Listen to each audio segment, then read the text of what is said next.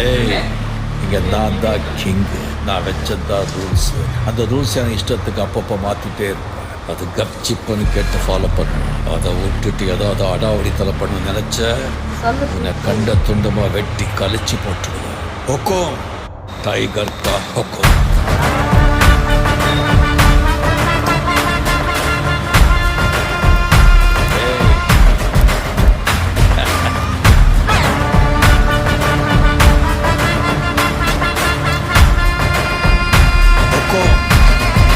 tiger